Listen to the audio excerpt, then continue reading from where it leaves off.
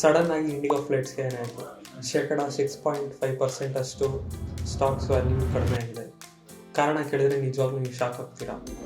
ಇಂದು ಬೆಳಗ್ಗೆ IndiGo flights ಗಾಬರಿಗೊಂಡಿತ್ತು. ಏನಪ್ಪ ವಿಷಯ ಅಂದರೆ, ಫ್ಲೈಟ್ ಕ್ಯಾನ್ಸಲೇಷನ್ಸ್ ಜೊತೆ ಪ್ಯಾಸೆಂಜರ್ಸ್ ತುಂಬ ಫ್ರಸ್ಟ್ರೇಷನ್ ಆಗಿದ್ರು.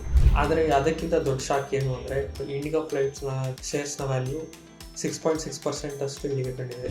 CEO ಪೀಟರ್ ಎಲ್ಬರ್ಸ್ ಅವರಿಗೆ ಶೋಕೇಸ್ ನೋಟಿಸ್ ಎಕ್ಸ್ಟೆಂಡ್ ಮಾಡಿದೆ. ಕಾರಣ ಏನಪ್ಪ ಅಂದರೆ, ರಿವೈಸ್ಡ್ FDTL ರೂಲ್ಸ್ಗೆ ಇಂಡಿಗೋ ಸರಿಯಾಗಿ ಪ್ಲಾನ್ ಮಾಡಿಲ್ಲ ಅಂತ ರೆಗ್ಯುಲೇಟರ್ಸ್ ಹೇಳ್ತಿದೆ. ಇಂದಿನ ವಾರ ಸುಮಾರು 220ಕ್ಕೂ ಹೆಚ್ಚು ಅಧಿಕ ಫ್ಲೈಟ್ಸ್ಗಳು ಕ್ಯಾನ್ಸಲ್ ಆಗಿದ್ದು, ಸಾವಿರಾರು ಪ್ಯಾಸೆಂಜರ್ಗಳಿಗೆ ತೊಂದರೆ. ಸುಮಾರು 95% ಅಷ್ಟು ನೆಟ್ವರ್ಕ್ ಸ್ಟೇಬಲ್ ಮಾಡ್ತೀವಿ ಅಂತ ಇಂಡಿಗೋ ಫ್ಲೈಟ್ಸ್ ಹೇಳಿಕೆ ನೀಡಿದ್ದಾರೆ ಡಿಸೆಂಬರ್ 10ರ ಒಳಗೆ.